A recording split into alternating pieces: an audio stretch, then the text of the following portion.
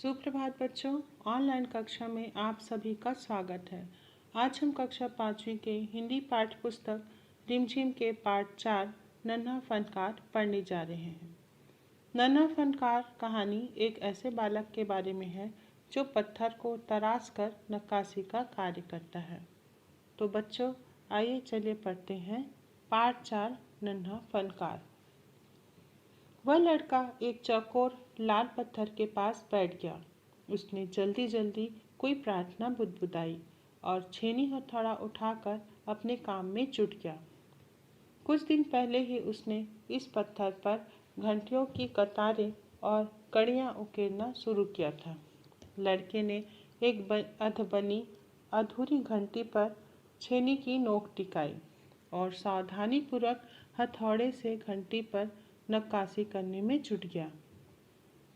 हथौड़े के वार से पत्थर पर जो कटाव उभरता, उससे पत्थर की किरचें छितरा जाती और वह आंखें सिकोड़ लेता।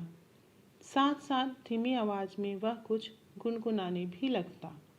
शब्दार्थ: फनकार अर्थात कलाकार, चौकोर अर्थात 4 भुजा की आकृति वाला, बुदबुदाई अर्थात धीमे से बोलना, उकेरना अर्थात पत्थर या लकड़ी आदि पर कुछ बनाना, अधबनी अर्थात आधी बनी हुई, नक्काशी अर्थात धातु या पत्थर या काठ पर खोदकर बेल बूटे बनाना, किरचे अर्थात बारीक टुकड़े, छितरा अर्थात छिटकना।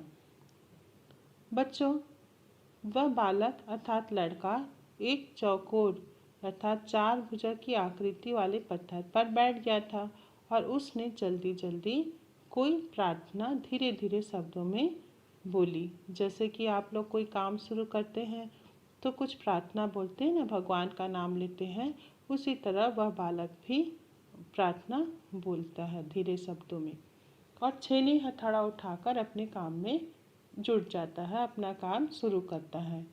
कुछ दिन पहले उसने घंटियों की कतारें और कड़ियाँ बनाना शुरू किया था और वह आधी बनी हुई अधूरी घंटी पर छेनी की नोक टिकाता है और सावधानीपूर्वक घंटी का बनाने का कार्य करता है, नक्काशी करना शुरू करता है। हथौड़े से जब वह पत्थर पर कटाव करता है तो क्या होता है कि छोटी छोटी पत्थर की जो टुकड़े रहती हैं वह छिटक जाती हैं। तब वह क्या करता है, अपनी आँखें सिकोड़ लेता है और क्या काम करते करते धीरे धीरे आवाज़ में गाना गुनगुनाने लगता है, जैसे आप लोग भी गुनगुनाते हैं काम करते करते। उसके चारों ओर दूसरे संग तराश भी अपने अपने काम में डूबे हुए थे। केशव 10 साल का था और अभी अपना काम सीख ही रहा था। पिता के एक बार करके दिखा देने पर वह सीधी लकीरों वाले और घुमावदार डिज़ाइन उकेर सकता था। अब तक उसने नक्काशी का जो भी काम किया था उनमें से इन घंटियों को बनाना ही सबसे ज़्यादा मुश्किल था। केशव जानता था कि एक दिन तो ऐसा ज़रूर आएगा जब वह बहुत बारीक जालियाँ, महीन नफीस बेल बूटे, कमल के फूल, लहराते हुए सांप और इठलाकर चलते हुए घोड़े, ये सब पत्थर पर उकेर पाएगा, ठीक उसी तरह जैसे उसके पिता बनाते हैं। शब्दार्थ: संगतराश अर्थात पत्थर को कुछ तराश कर बनाने वाला, महीन अर्थात बारीक, नफीस अर्थात उम्दा या बढ़िया सुंदर, बेलबूटे अर्थात आकृतियाँ। केशव के चारों ओर संग तराश, जो पत्थर पर कुछ तराश कर बनाते हैं, वे सभी अपने अपने काम में डूबे हुए थे और केशव 10 साल का था और उसने अभी काम करना सीख रहा था। और उसके पिता क्या करते थे, जब उसको एक भी बार कोई काम करके दिखा देते थे तो वह भी उस कार्य को करना सीख जाता था एक बार में ही। जैसे सीधी लकीरों वाले और घुमावदार डिज़ाइन बना सकता था और वह नक्काशी का जो भी काम करता था उनमें से उसको सिर्फ घंटियाँ बनाना ही सबसे ज़्यादा कठिन लगता था। लेकिन केशव इतना ज़रूर जानता था, उसको विश्वास था कि वह अपने पिता की तरह ही एक दिन ज़रूर ये सब बनाने लगेगा। क्या बनाने लगेगा कि बारीक जालियाँ, और महीन यानी बारीक और उम्दा बढ़िया आकृतियाँ बनाना सीख जाएगा। कमल के फूल, लहराते हुए सांप और इठलाकर चलते हुए घोड़े, ये सब वह पत्थर पर बना पाएगा, बिल्कुल अपने पिता की तरह। कई साल पहले जब वह पैदा भी नहीं हुआ था, उसके माता पिता गुजरात से आगरा आकर बस गए थे। बादशाह अकबर उस वक्त आगरे का किला बनवा रहे थे और केशव के पिता को यही काम मिल गया। केशव का जन्म भी आगरे में ही हुआ था। उसे गुजरात के पुश्तैनी गांव जाने का तो कभी मौका ही नहीं मिला। शब्दार्थ पुश्तैनी अर्थात पूर्वजों का या जो कोई पीढ़ियों से चली आ रही है। बच्चों, जब केशव पैदा नहीं हुआ था, उसके पहले उसके माता पिता गुजरात में रहते थे।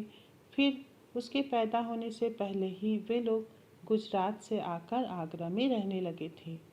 उसी समय बादशाह अकबर का आगरा में किला बन रहा था, जहाँ केशव के पिता को काम मिल गया था और केशव का जन्म भी आगरा में ही हुआ। उसे गुजरात में अपने पूर्वजों का जो गांव था, वहाँ उसे जाने का कभी मौका नहीं मिला था। आगरे की गलियां और अब सीकरी, बस यही उसका घर था। चारों ओर हो रही छीनी हथौड़ों की ठक ठक खड़खड़ के बीच केशव को किसी के कदमों की आहट भी न सुनाई पड़ी। इसलिए अचानक कानों में एक आवाज़ पड़ने पर वह चौंक गया। माशा अल्लाह, ये घंटियाँ कितनी सुंदर हैं, तुमने खुद बनाई हैं। शब्दार्थ माशा अल्लाह अर्थात जो अल्लाह चाहे, या क्या कहना है, किसी की सुंदरता की तारीफ करते हुए कहे जाने वाली बात। बच्चों, अब केशव यहाँ आगरा से सीकरी में रहने लगा था और अब यही उसका घर था। अभी केशव काम कर रहा था तो वहाँ पे उसके आसपास सभी संग तराज थे। उन लोग भी सभी काम कर रहे थे और सभी तरफ से ठक ठक और खड़खड़ की आवाज़ आ रही थी। इस आवाज़ के बीच में केशव को पता ही नहीं चला कि कोई उसके पीछे आकर खड़ा है, और जब वह एक आवाज़ सुनता है तब वह चौंक जाता है। माशा अल्लाह, ये घंटियाँ कितनी सुंदर है, तुमने खुद बनाई है। केशव को ये आवाज़ सुनाई देती है। पीछे मुड़कर केशव ने आंखें उठाई तो उसे एक आदमी दिखा। बेशक मैंने ही ये घंटियाँ बनाई हैं। क्या मैं आपको पत्थरों पर नक्काशी करता नजर नहीं आ रहा? देखते नहीं, मैं ही पत्थर को तराश रहा हूँ। केशव ने बड़ी तल्खी से जवाब दिया। दिखता तो है, पर तुम इतने छोटे लगते हो ना। वह आदमी हंसते हुए बोला। मैं 10 साल का हूँ। 10? अच्छा। वह आदमी पास पड़े पत्थर पर बैठते हुए बोला। तब तो काफ़ी बड़े हो। मैंने भी 13 साल की उम्र में एक लड़ाई में हिस्सा लिया था। अब केशव उस आदमी को अच्छी तरह देख पा रहा था। उसकी उम्र रही होगी 30 से ऊपर। कद मझोला था। वह सफ़ेद अंग रखा और पाजामा पहने हुए था। उसके लंबे बाल गहरे गहरे लाल रंग की पगड़ी में अच्छी तरह से ढके हुए थे। शब्दार्थ तल्खी अर्थात कड़वाहट से, मझोला अर्थात बीच का, अंग रखा अर्थात एक बंददार पहनावा या कुर्ता। अब केशव आवाज़ सुनकर उसने आंखें उठाई तो उसे वह व्यक्ति दिखाई दिया। तब केशव बोलता है कि बेशक, बिना शक के मैंने ही ये घंटियाँ बनाई हैं। क्या मैं आपको पत्थरों पर नक्काशी करता नजर नहीं आ रहा हूँ? देखते नहीं, मैं ही पत्थर को तराश रहा हूँ। केशव ने कड़वाहट से जवाब दिया। अब वह आदमी हंसते हुए बोला, दिखता तो है, पर तुम इतने छोटे लगते हो ना। तब केशव बताता है कि मैं 10 साल का हूँ। तब वह आदमी पत्थर के में बैठ गया उसके पास और बोलता है कि 10? अच्छा, तब तो काफ़ी बड़े हो, अर्थात बहुत बड़े हो। फिर वह व्यक्ति बताता है कि मैं 13 साल की उम्र में मैंने भी एक लड़ाई में हिस्सा लिया था। अब केशव ध्यान से उस व्यक्ति को देख रहा था और अंदाज़ा लगा रहा था कि उस व्यक्ति की उम्र 30 से ऊपर की होगी और कद क्या है उसका मझोला यानी मध्यम या बीच का है और उसने सफ़ेद अंग रखा अर्थात एक बंददार पहनावा या कुर्ता पहना हुआ है और पजामा पहने हुए हैं और उसके जो लंबे बाल हैं वह लाल रंग की पगड़ी में अच्छी तरह से ढके हुए हैं। लगता है कोई बहुत बड़ा आदमी है। केशव ने उस आदमी के गले में पड़ी बड़े बड़े मोतियों की माला और उंगलियों की अंगूठियों को देखते हुए सोचा। तीखी नाक, बड़ी बड़ी आँखें, होठों को ढकते हुए नीचे की तरफ आती घनी मूछें। केशव उस आदमी के व्यक्तित्व का मुआयना कर ही रहा था कि तभी उस आदमी ने एक नक्काशी की तरफ इशारा करते हुए कहा, इस लड़ी में अभी काफ़ी काम बाकी है। शब्दार्थ मुआयना अर्थात जांच पड़ताल या अच्छी तरह से देखना, काफ़ी अर्थात अधिक। बच्चों, अब केशव उस व्यक्ति को बहुत ध्यान से देख रहा था और मन में सोच रहा था कि लगता है कोई बहुत बड़ा आदमी है, क्योंकि उस आदमी के गले में बड़े बड़े मोतियों की माला और अंगूठियाँ पहनी हुई थी उंगलियों में, और उसकी आँख क्या थी, तीखी नाक थी, बड़ी बड़ी आँखें थी और होठों को ढकते हुए जो घनी मूछें थी वो नीचे की तरफ थी। अब केशव उसके व्यक्तित्व का मुआयना कर रहा था अर्थात जांच पड़ताल कर रहा था कि वह किस तरह से दिख रहा है, कैसे है। तो वह अंदाज़ा लगाता है कि यह लगता है कि ये कोई बहुत बड़ा आदमी है। तभी वह व्यक्ति बोलता है, एक नक्काशी की तरफ इशारा करता है और बोलता है कि इस लड़ी में अभी अधिक काम या बहुत काम बाकी है। इससे पहले कि केशव कोई जवाब देता, उसने किसी के तेजी से दौड़कर आने की आवाज़ सुनी। यह और कोई नहीं, महल का पहरेदार था। हुजूर, माफ़ करें, मुझे आपके आने का पता ही नहीं चला, हाँफते हुए उसने कहा। फिर वह मुड़कर भौचक से खड़े केशव को घूरते हुए बोला, बेवकूफ़, खड़ा हो।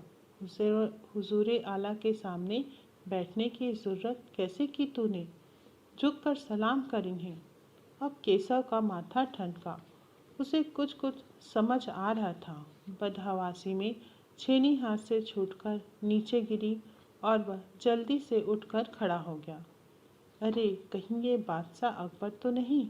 यह ख्याल आते ही उसने झुककर सलाम किया और खरगोश की सी कातर नज़रों से अकबर को देखने लगा। अकबर को पहरेदार की यह दखलंदाजी भली न लगी।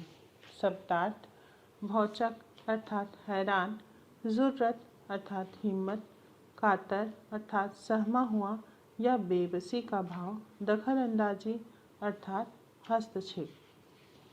बच्चों, इससे पहले कि केशव कुछ बोलता या जवाब देता, उसने किसी के दौड़ के आने की आवाज़ सुनी और यह कौन था? महल का पहरेदार था। और वह आते ही उस व्यक्ति से बोलता है कि हुजूर, माफ़ करें, मुझे आपके आने का पता ही नहीं चला। फिर केशव एकदम हैरान होकर देख रहा था कि आखिर क्या है, कैसे, उसकी समझ में नहीं आ रहा था। फिर वह पहरेदार केशव को बोलता है, बेवकूफ़, खड़ा हो। हुजूर आला के सामने बैठने की हिम्मत कैसे की तूने? झुककर सलाम कर इन्हें। अब केशव क्या है, उसकी समझ में कुछ कुछ आ रहा था और बदहवासी में यानी कि उसके छेनी क्या होता है, हाथ से छूटकर नीचे गिर जाता है और तुरंत जल्दी से खड़ा हो जाता है। और फिर मन में ख्याल आता है कि अरे, कहीं ये बादशाह अकबर तो नहीं है। और ऐसा ध्यान में आते ही उसने झुककर क्या किया, सलाम किया बादशाह अकबर को। और वह सहमा हुआ था और सहमे हुई नज़रों से अकबर की ओर देख रहा था। और अकबर को पहरेदार की यह दखल अंदाजी यानी कि जो उसने केशव और अपने बीच बातचीत हो रही थी उसका हस्तक्षेप पहरेदार का उसको अच्छी नहीं लगी। उन्होंने खींचकर पहरेदार को वहाँ से जाने का इशारा करते हुए कहा, ठीक है सिपाही, कुछ देर के लिए हमें अकेला छोड़ दो। पहरेदार तो चला गया, मगर केशव असमंजस में था कि उसे क्या करना चाहिए। वापस अपना नक्काशी का काम शुरू करे या बादशाह के हुक्म के इंतजार में खड़ा रहे। दिल तो उसका अभी भी धक धक कर रहा था। हाँ, पर अब वह डरा हुआ नहीं था, क्योंकि अकबर प्यार से उसे देखते हुए मुस्कुरा रहे थे। शब्दार्थ असमंजस अर्थात समझ में न आना कि क्या करें। अकबर अब पहरेदार को बोलते हैं कि ठीक है सिपाही, कुछ देर के लिए हमें अकेला छोड़ दो, और उसने पहरेदार को जाने का इशारा किया। अब पहरेदार तो चला गया, परंतु केशव क्या है, उसकी समझ में नहीं आ रहा था कि उसे क्या करना चाहिए। वापस उसे अपना नक्काशी का काम शुरू करना चाहिए या बादशाह के हुक्म का इंतज़ार करे। और वह डर करके उसका दिल क्या हो रहा था, धक धक कर रहा था। अब वह डरा, लेकिन अब वह डरा हुआ नहीं था, क्योंकि अकबर बादशाह उसे प्यार से देख रहे थे और मुस्कुरा रहे थे। इसलिए अब केशव का डर दूर हो गया था। तो बच्चों, इससे आगे की कहानी हम अगले वीडियो में जानेंगे। तब तक आप इसका वाचन करें, पढ़ें और देखें। धन्यवाद।